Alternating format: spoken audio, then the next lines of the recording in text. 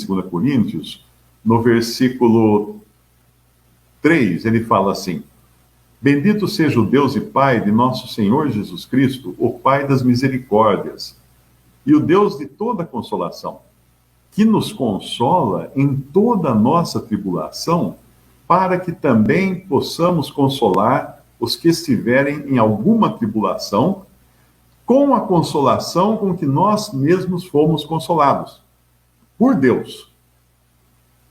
Porque, como as aflições de Cristo são abundantes em nós, assim também é abundante a nossa consolação por meio de Cristo. Então, aqui, Paulo nos ensinava o seguinte, que nós, quando nós passamos por um aperto e somos consolados como consequência disso, né, essa consolação vai servir para outras pessoas.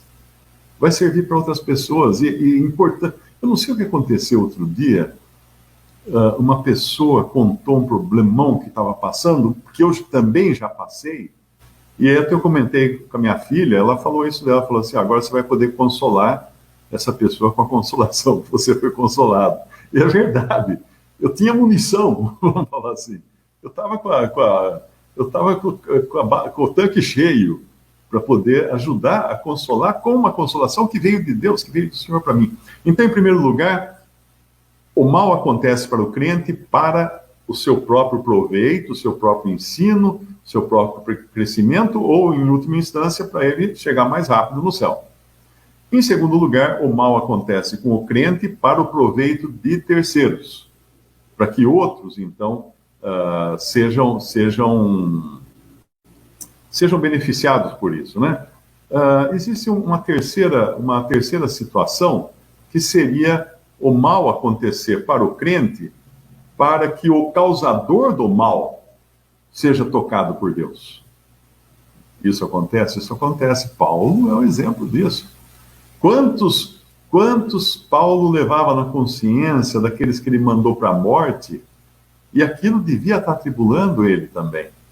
Ele tinha problemas na vida dele que ele próprio tinha causado a outros agora.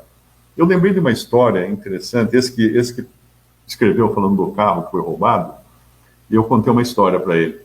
Eu li isso num livro uma vez. Teve uma jovem, ela morava num dormitório de estudantes, e ela entrou no quarto dela, tinha um ladrão dentro do quarto. A hora que ela entrou, tinha um ladrão. O ladrão, a hora que a viu, saiu correndo para pular a janela. Ela agarrou a coisa mais pesada que ela tinha perto dela, era uma Bíblia bem grande, e mandou aquilo na cabeça do ladrão.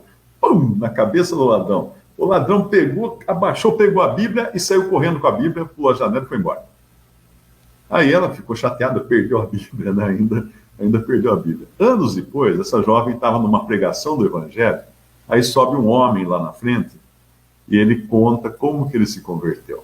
Ele fala: um dia eu era ladrão, eu era assaltante, um dia eu fui assaltar um dormitório de estudantes, entrei num quarto lá, de repente a estudante me pegou no pulo, eu corri, ela jogou uma Bíblia na minha cabeça, eu, para não sair sem nada, levei a Bíblia. E eu, lendo essa Bíblia, eu me converti. Então, se acontece alguma coisa, é para o benefício do crente, Deus permitiu, é para o benefício de terceiros, que ele vai ter uma consolação agora para consolar esses outros e servir de exemplo para outros, ou pode ser o benefício até do que causou o mal.